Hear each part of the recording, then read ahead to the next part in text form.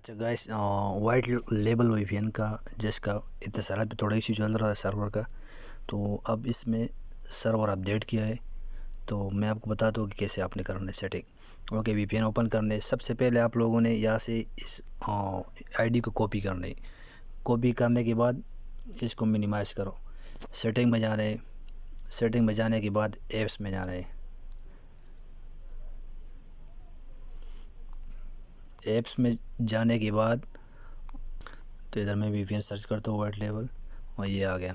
इस पे आने के बाद आपने फोर स्टॉप पे क्लिक करने, फोर स्टॉप करने, उसके बाद स्टोरेज में जाने, स्टोरेज में जाने के बाद क्लियर डेटा पे क्लिक करने। ओके, उसके बाद आपने वीपीएन को दोबारा ओपन करने।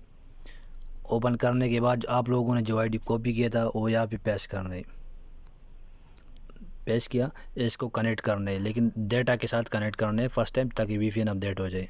तो इसमें ओमान का एक सर्वर डाला हुआ है, लेकिन जब वीपीएन अपडेट हो जाएगा तो ओमान का सर्वर आपके साथ शो हो जाएगा। तो मेरा भी डू डेटा पे कनेक्ट कर रहा हूँ। ओके, होगा तो ये कनेक्टिंग हो रहा है, ये कनेक्ट हो गया। उसके बाद ऊपर आप लोगों को लेफ़्ट साइड ऊपर टॉप पे आप लोगों को डेटा का ऑप्शन आता है। इस पर आप लोगों ने अपने फिंगर 3 सेकंड के लिए होल्ड रखने है। मैंने रख दिया, वीपीएन क्लोज हो गया। क्लोज होने के बाद दोबारा ओपन करने के बाद आप लोग यहाँ पे जो डू डेटा है मेरे पास, तो मैं बुल्टी रखता हूँ और सर्वर 2 रखता हूँ। इसको एक बार डेटा के साथ कनेक्ट करता हूँ यहाँ पे फिर कि ये वीपीएन अपडेट हो जाए। तो चलो देखते हैं, ये भी कनेक्ट हो गया। तो यहाँ पे आप नीचे देखो, जब कॉन्फ़िगरेशन अपडेटेड का एक छोटा सा नोटिफिकेशन मैसेज आ जाए, उसके बाद आप लोगों ने डेटा इत्तेसालात दूसरे सिम पे लेके जाना है। ये कॉन्फ़िगरेशन अपडेटेड आ गया, इसको मैं डिस्कनेक्ट करता हूँ और देखते हैं कि हमारा जो इत्तेसालात का ऑप्शन है Tajtradingllc वो आया हुआ है या नहीं आया। इसको दोबारा ओपन करते, तो अभी तक जो ऑप्शन है वो शो नहीं हो रहा। मैं इसको क्लोज़ करता हूँ।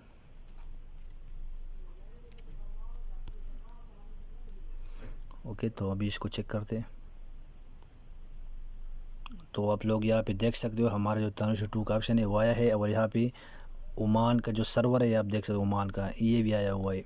तो अब हम इत्तेसालात पे डेटा चेंज करते हैं।